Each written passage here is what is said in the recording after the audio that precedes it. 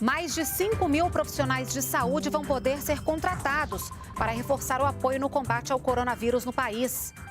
O hospital em Manaus terá a primeira ala exclusiva para atender indígenas com Covid-19 no Amazonas. Auxílio emergencial. Mais de 7 milhões e meio de pessoas recebem hoje os R$ 600 do benefício. E veja também, estudantes poderão ter até 4 parcelas do financiamento do FIES suspensas durante a pandemia. Hoje é terça-feira, 26 de maio. O Brasil em Dia começa agora.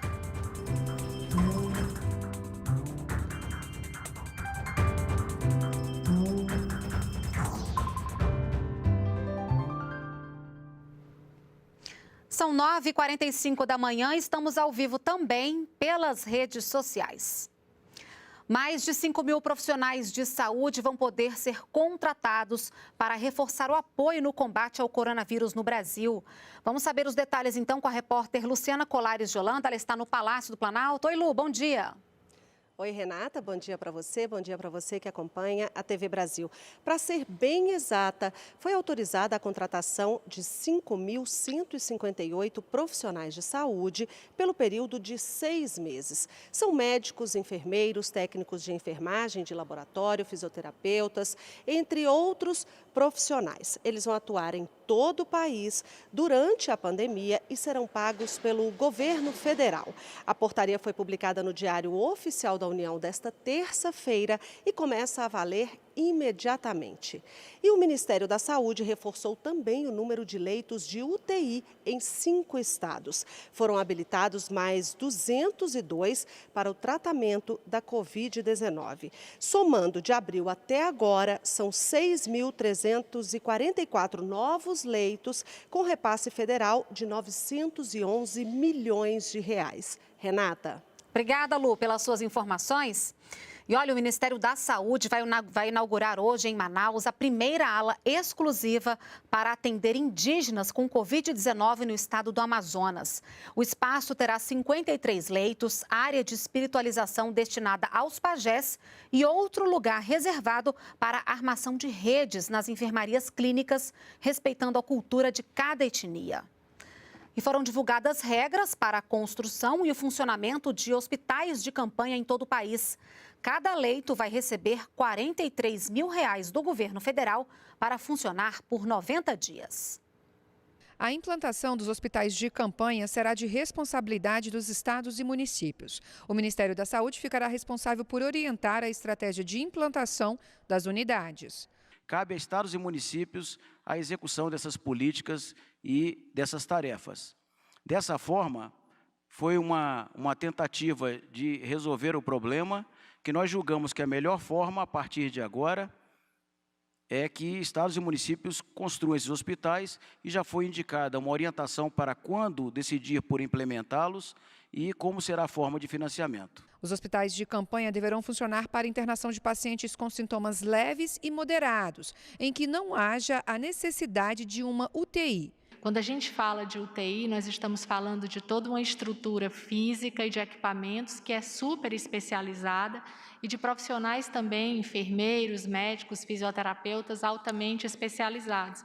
Então, são estruturas completamente diferentes, que têm um corpo técnico para o exercício da atividade profissional diferente, equipamentos diferentes. No último final de semana, o Ministério da Saúde entregou 576 respiradores para 8 estados. 190 serão utilizados em UTIs e 386 para equipar ambulâncias. Ao todo, já foram entregues 1.437 respiradores para 17 estados. Este ano, o governo federal repassou para a área de saúde de estados e municípios quase 40 bilhões de reais. 7 bilhões apenas para o combate à Covid-19.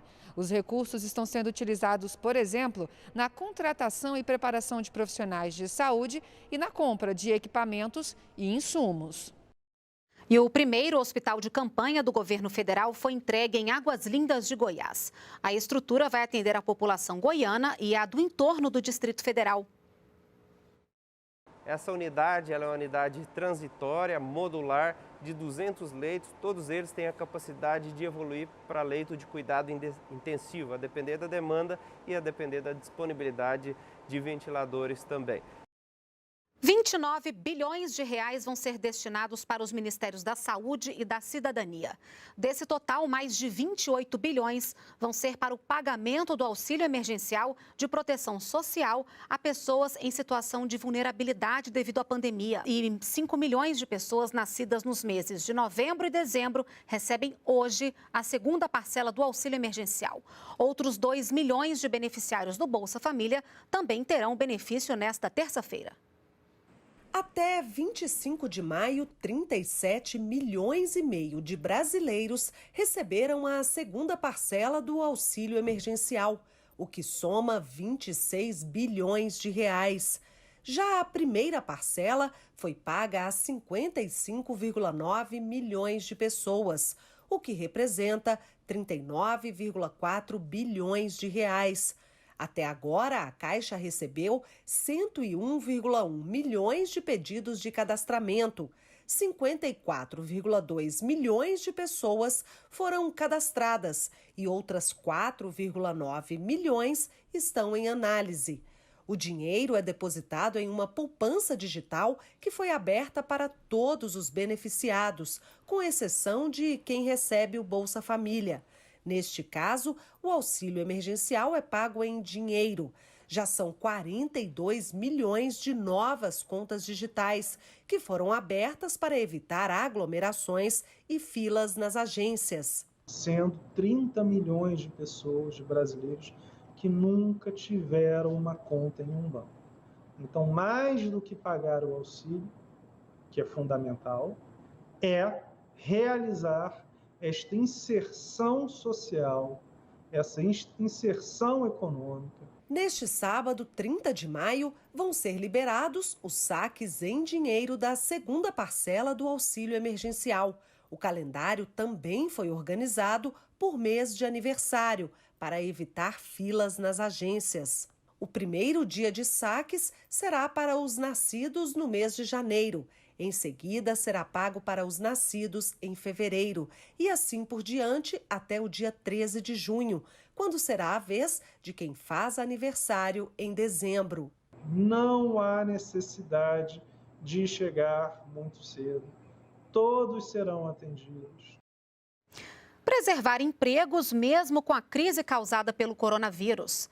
Vamos ver agora como o governo federal ajuda a manter a renda de quem teve o contrato de trabalho suspenso ou teve redução de jornada e de salário. Com as atividades do comércio suspensas, primeiro a Ana entrou em férias coletivas. Agora, ela que é vendedora em um shopping no Rio de Janeiro, está com um contrato de trabalho temporariamente suspenso após fazer um acordo com o empregador. Sem sombra de dúvida, eu fico mais relaxada em saber que, em momento algum, ela me dispensou. Eu acho que ela agiu de uma forma com bastante empatia para com os funcionários dela, agindo dessa forma, enquanto outros patrões optaram por demitir. É possível receber o benefício emergencial de manutenção do emprego e da renda nos casos de suspensão temporária do contrato de trabalho e quando há redução proporcional da jornada de trabalho e do salário. Cada funcionário recebe o benefício calculado com base no salário dos últimos 3 meses. Ou a um percentual do seguro-desemprego a que o trabalhador teria direito caso fosse demitido. O benefício é pago em até 30 dias após a celebração do acordo entre patrão e empregado. A Caixa e o Banco do Brasil são os responsáveis por fazer esse depósito. Quem não tiver conta em um desses 2 bancos recebe o depósito em uma conta digital. Até o momento, são mais de 51 bilhões de reais depositados ao trabalhador. E para saber como está o processamento do seu benefício, basta acessar a página na internet em serviços.mte.gov.br/trabalhador. Você vai clicar em Carteira de Trabalho Digital e verificar a situação do seu benefício. Até agora, o número de empregos preservados pelo programa já chega a 8 milhões. Significa que 8 milhões de pessoas tiveram seus contratos flexibilizados de alguma forma, estão pedindo a complementação, que poderiam ser, no limite, pessoas que estariam sendo desempregadas. Estudantes que utilizam o Fundo de Financiamento Estudantil podem agora pedir uma pausa nos pagamentos de algumas parcelas do FIES. A medida pretende dar um alívio no orçamento durante a pandemia. A suspensão dos pagamentos das parcelas do FIES já pode ser solicitada pelos estudantes. A medida vale enquanto durar a pandemia do novo coronavírus e vai seguir algumas regras. Pode solicitar a suspensão quem estiver com os contratos em vigor com pagamento em dia na fase de utilização, carência ou amortização. Serão permitidas 2 parcelas suspensas para os contratos em utilização ou carência e 4 parcelas para os contratos em fase de amortização. O estudante interessado deve avisar o banco até 31 de dezembro deste ano. Não serão cobrados juros ou multa por atraso sobre as parcelas não pagas por causa da pandemia. Elas serão adicionadas ao saldo devedor do contrato do estudante. Para essa médica veterinária autônoma, a pausa de 4 meses no pagamento das parcelas do FIES representa um alívio nas contas. Com a suspensão do FIES por 4 meses, vai sim ajudar na renda. E como autônoma, isso é outra fonte de opção, né? Porque o salário às vezes fica apertado e surgiu essa opção e sim, vai ser bem efetivo e bem gratificante. Por causa do coronavírus, muita gente desistiu de viajar. E para manter o funcionamento dos serviços do setor aéreo sem abrir mão dos direitos dos passageiros, novas regras estão em vigor. Um aeroporto sem passageiros. Em Brasília, onde antes circulavam 45 mil pessoas por dia, agora são 45 mil por mês. As filas para check-in estão vazias. Na área de embarque, só mesmo os pardais. E o funcionário, que antes conferia os bilhetes, agora olha o tempo passar. Em tempos de pandemia e de aeroportos vazios, foram criadas novas regras para proteger os passageiros e também as companhias aéreas. Quem desistir de viajar, por exemplo, tem direito a receber todo o dinheiro de volta dentro de 1 ano.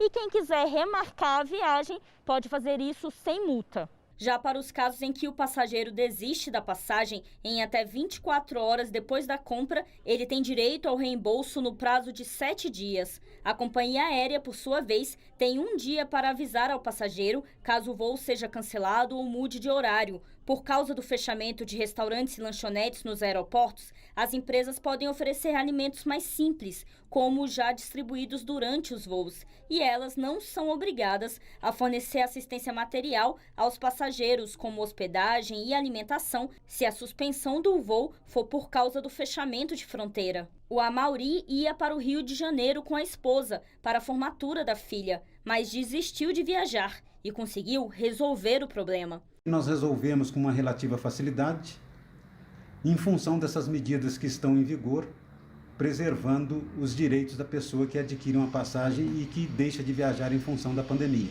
Todas essas alterações foram no sentido de equilibrar o setor de transporte aéreo de modo a propiciar um ambiente que as empresas possam continuar operando os voos e os passageiros utilizando os serviços aéreos. Então, logo retornemos à normalidade, os direitos voltarão a ser como eram antes.